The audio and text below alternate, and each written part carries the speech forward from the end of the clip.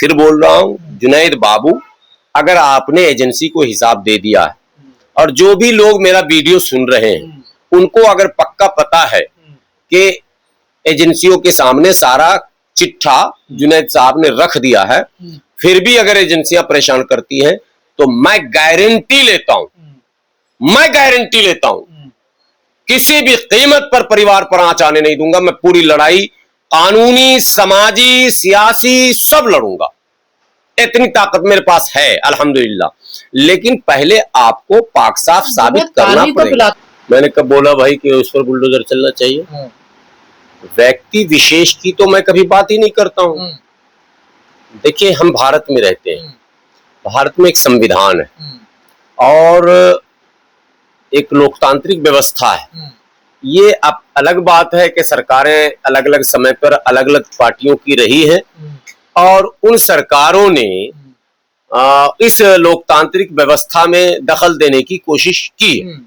लेकिन हम जो संवैधानिक लोग हैं, जो हम अपने आप को कहते हैं कि जी बाबा साहब के इस संविधान को हम किसी कीमत पर कमजोर होने नहीं देंगे, तो हमारा नैतिक कर्तव्य बनता है कि हम संवैधानिक भाषाओं का ही प्रयोग करें। और संविधान की बात जब हम भाजपा से, आरएसएस से करते हैं कि भाई संविधान के खिलाफ हम चलने नहीं देंगे, तो ये फार्मूला हम पर भी लागू होता है कि संविधान के खिलाफ हम भी काम ना करें। ये इससे आप सहमत हैं या नहीं? और मैं आप लोगों से भी कहता हूं, मोहम्मद जुनैद ने संविधान के खिलाफ काम किया। मैं पूरी बात कर लूं तब एक लाइन में कभी किसी का जवाब नहीं होता। अगर मैं बोल दूं हाँ तो भी आप कहेंगे गलत, ना तो भी। मोहम्मद जुनैद ने खाना खिलाया प्रदर्शनकारियों को, बहुत अच्छी बात है, सारे लोग तारीफ कर रहे हैं। खाना खिलाना तो बहुत अच्छी बात है, मैं भी तारीफ करता हूं। खाना खिलाना, मरीज को दवा दिला देना, मुसाफिर की मदद कर देना और इस तरह से गरीबों की मदद करना, ये सब अच्छी बातें हैं। लेकिन मान लीजिए हमारा बेटा, सगा बेटा, किसी गरीब को जाकर 10,000 रुपया दे के आ रहा।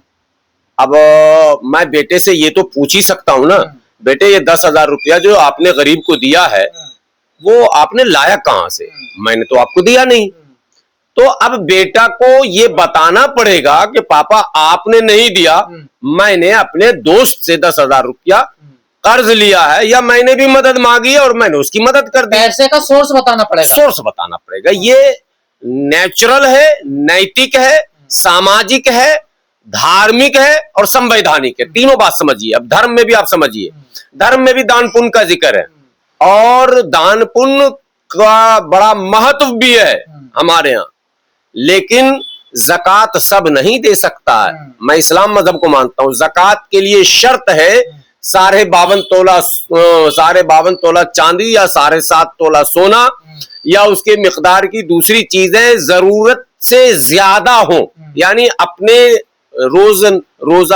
रोजाना के जो आपके अखराजात हैं उससे अगर जायद है और 1 साल पूरा उस पर बीत जाता है, तब आपको 2.5% दान करना है। आप समझ रहे हैं? ये नहीं कि वो 7.5 तोला सोना उठाइए और दान दे दीजिए, ये इस्लाम ने आदेश नहीं किया। हाँ, इस्लाम ने ये कहा कि अगर वो भी सब दान कर देते हो तो तुम बड़े मुत्तकी हो, आला दर्जे के हो, महामानव हो। आप समझ गए कि नहीं? इंसानों में भी बेहतर इंसान हो। या तो यहां तो बात समझ में, लेकिन वो 7.5 तोला सोना चोरी का नहीं, डकैती का नहीं, पड़ोसी का नहीं, अपना। अब बात समझ गए कि नहीं समझ गए? सिंपल सी बात है।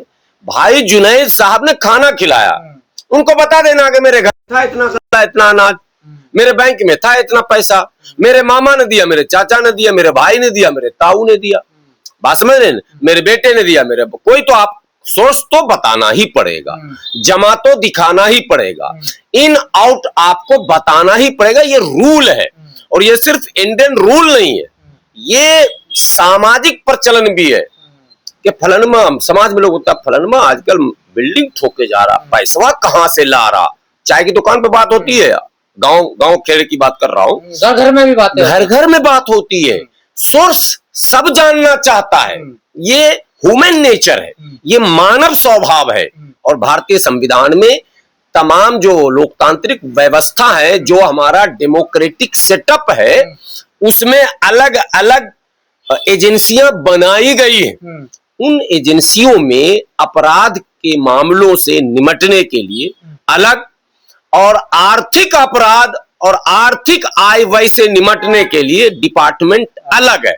आप पता है, ईडी का नाम सुना ना, आईटी का नाम सुना ना।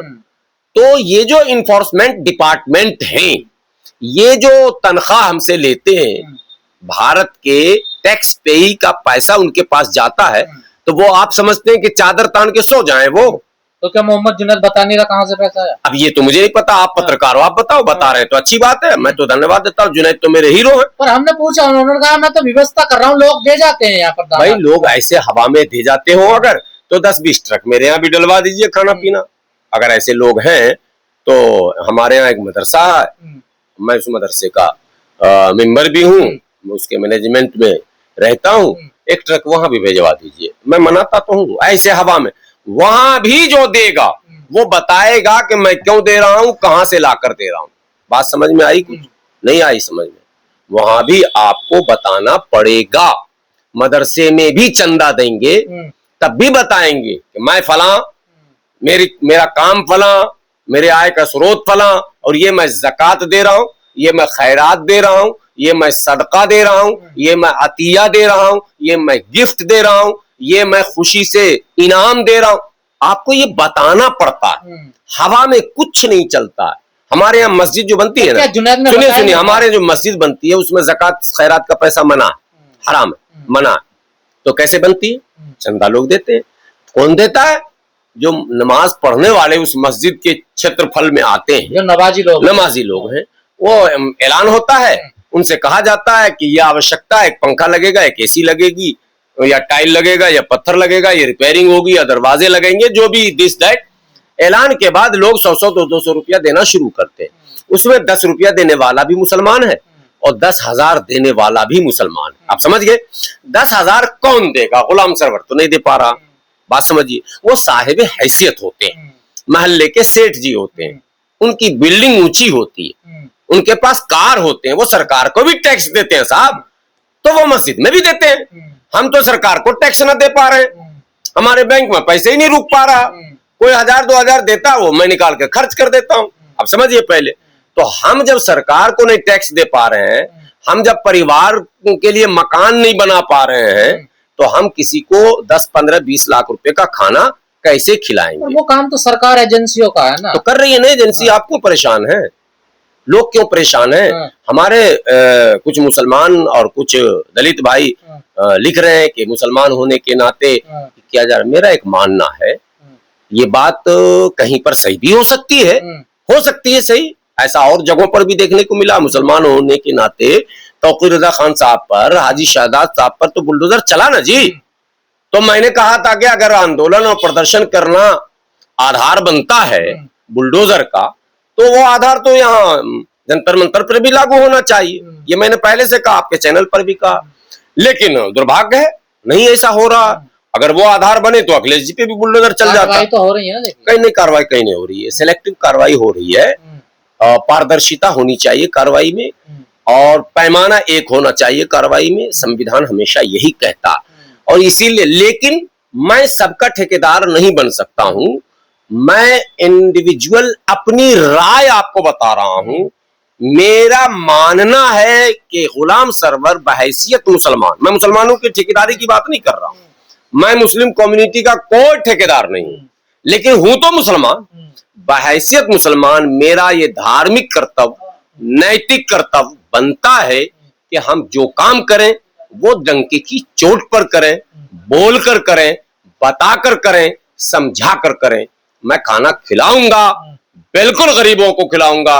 ये पैसे ऊपर वाले ने हमें दिए हैं तो खिलाऊंगा, बोलकर खिलाऊंगा। लाओ, गिनो, आओ, रेड मारो, मेरे पास है पैसे। तो जुनैद को पीड़ित की तरह देखा जा रहा है। नहीं, गड़ी भी मिल रहे हैं तमाम लोग, मतलब अब देखिए, राजनेताओं की राजनीति तो अलग है। ये तो मतलब उनके परिवार को प्रताड़ित किया जा रहा है, ये बात मानते हैं? नहीं, प्रताड़ित कहीं नहीं किया जा रहा। बात समझिए, जो खबरें आ रही हैं वो 100% सच नहीं है।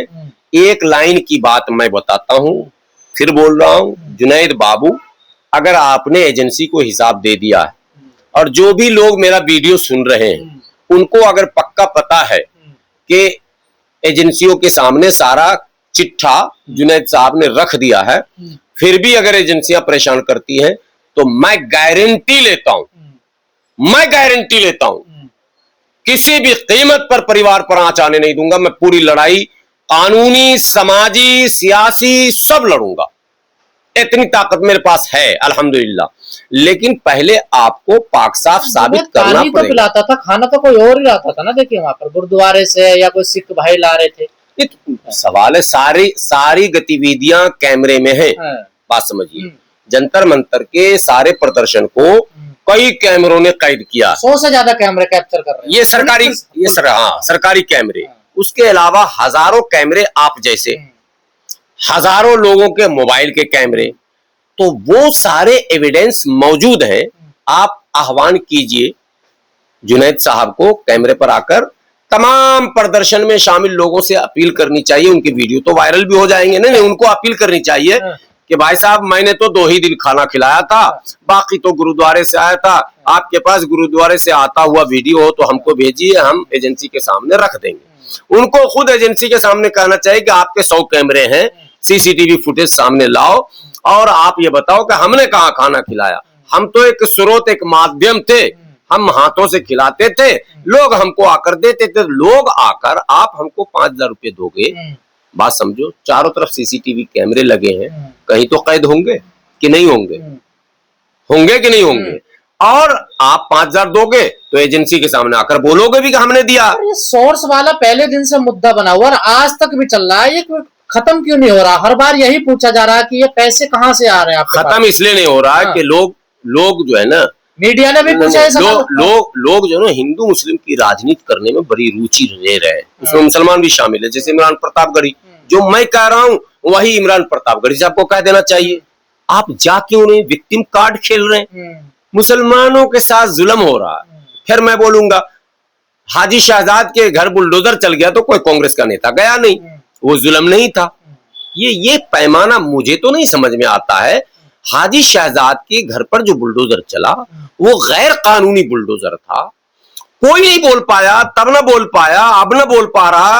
राज्यसभा में इमरान प्रतापगढ़ी जी ने मुद्दा नहीं उठाया। आज उनके घर पर जा रहे हैं या उनसे मिल रहे हैं और कह रहे हैं कि नहीं तो जुनैद को मुसलमान होने की वजह से फंसाया जा रहा। ये हुआ गलतियों पर पर्दा डालना, कवर फायर करना और अपनी पार्टी का गलत चेहरा वो दिखा रहे हैं कि मुसलमानों की हमारी पार्टी हमदर्द है, ये दिखाना। इसी तरह फिर भाजपा के नेता आ जाएंगे, वो किसी और के हमदर्दी दिखाने लगेंगे और देश में वही हिंदू और मुस्लिम हो जाएगा। इस आंदोलन भाई संविधान की बात करने वाला क्यों हम धर्म जाति की बात कर रहे हैं? इस आंदोलन में तो पिज्जा बर्गर बांटे हैं सिखों ने, चटाई बांटी है, वहाँ पे दाल रोटी बांटी है। उनके खिलाफ क्यों नहीं हो रही है ऐसी कार्रवाई? ये तो एजेंसी से आप जाकर पूछिए तो हो रही कि नहीं हो रही है। वो नहीं रो रहे, वो अपना हिसाब देके निकल गए होंगे। रो रहे, वीडियो वायरल हो रहा, तब तो आप हमसे पूछ रहे हैं। जुनैद अगर मीडिया से गायब हो जाता तो आप हमसे सवाल पूछते? नहीं। ईमानदारी से बताइए, नहीं पूछते ना। कोई मुद्दा ही नहीं बनता। मुद्दा ही नहीं बनता, आंदोलन खत्म, खेल खत्म। लेकिन जुनैद मीडिया के सामने आए, उन्होंने बयान दिया, प्रेस कॉन्फ्रेंस किया तो मुद्दा बन गया। सिखों ने तो प्रेस कॉन्फ्रेंस नहीं किया। क्या पता सिखों से भी पूछा गया हो, उन्होंने अपना हिसाब दे दिया। गुरुद्वारा प्रबंधन कमेटी के पास बहुत सारे पैसे हैं, वो तो रोज लंगर खिलाते हैं। पहले एक बात बताइए, जुनैद रोज लंगर खिला रहा था? गुरुद्वारा में तो रोज लंगर चल रहा, आज भी आप जाइए चल रहा होगा। जब आपको पता ही है, फिर वही बात आ जाती है, जब आपको पता ही है कि हम निशाने पे हैं तो सतर्क आप रहेंगे या सतर्क मारने वाला रहेगा? सतर्क तो हमें रहना पड़ेगा। तो आप क्यों नहीं खाता? भाई सही किया आपने। तो कल को कोई किसी भूखे को रोटी खाने नहीं आएगा कोई मुसलमान? नहीं, ये लॉजिक बिल्कुल गलत मर जाएंगे लोग फिर तो। नहीं, कोई नहीं भूखे मरेगा, कोई नहीं। खिलाने वाले रोज खिला रहे हैं। चलिए आपको कहाँ चाहिए? अभी रोड पे लंगर लगा हुआ होगा, मंगलवार लंगर, बुधवार लंगर, भंडारे चलते रहते हैं। भाई कौन चलाता है? यही तो मैं पूछ रहा हूँ, कौन चला रहा है? सवाल ये मैं आपसे पूछ रहा हूँ। कई वर्ष से आप हमारी बात ले रहे हैं, कई वर्ष से आप हमारा व्यू सामने ला रहे हैं। हम 8 साल से लगभग आप मुझे जान रहे हैं, 9 साल से या उससे ज्यादा हो गया हमको लगता है। मुझे कभी आपने भंडारा कराते देखा? नहीं। मुझे शौक नहीं है, मुझे खिलाने का शौक नहीं है। लाओ 50,000 रुपये आप दो, मैं कल ही भंडारा लगाता हूँ। एक चवन्नी न लूंगा, वो 50,000 का राशन लाओ। हम मुझसे पुलिस पूछेगी, मैं कह दूंगा ओमदेव जी ने हमें दिया था 50,000, खेल खत्म। हमारे पास पैसे आएंगे, हम भी लंगर लगाना चाहते हैं सर, हम भी अफ्तार पार्टी करना चाहते हैं सर, हम भी ईद मिलन समारोह करना चाहते हैं सर, हम भी होली मिलन समारोह करना चाहते हैं सर, हम भी दिवाली में गिफ्ट देना चाहते हैं सर, हम भी सड़क पे भूखों को खिलाना चाहते हैं सर, आप भी चाहते हैं सर, हम भी राम मनोहर लोहिया में मरीजों को सुबह सुबह नाश्ता चाय देना चाहते हैं सर। पैसे तो चाहिए। पहला कर्तव्य धार्मिक, नैतिक, सामाजिक और क्या कहते हैं संवैधानिक, अपने बच्चों का आप रिस्पॉन्सिबल हैं, आप जवाबदेह हैं बच्चों को लेकर, समाज को लेकर आप जवाबदेह नहीं है। समाज भूखा है यह प्रश्न न ऊपर वाला हमसे पूछेगा पहले, ना हमसे नीचे वाला पूछेगा। पहले पूछेगा तुमने जिस बच्चे को जन्म दिया उसको खाना खिलाया कि नहीं खिलाया, उसको कपड़े पहनाया कि नहीं पहनाया, उसके संस्कार को बनाया कि नहीं बनाया। जब आप उससे पूर्ण हो जाएंगे फ्री बच्चों से, तब परिवार से, तब परिवार के बाद समाज से, तब देश से। हम बात घर में खाना, घर में नहीं है दाने और अम्मा चली भुनाने, समझिए ना, ये नहीं चलेगा।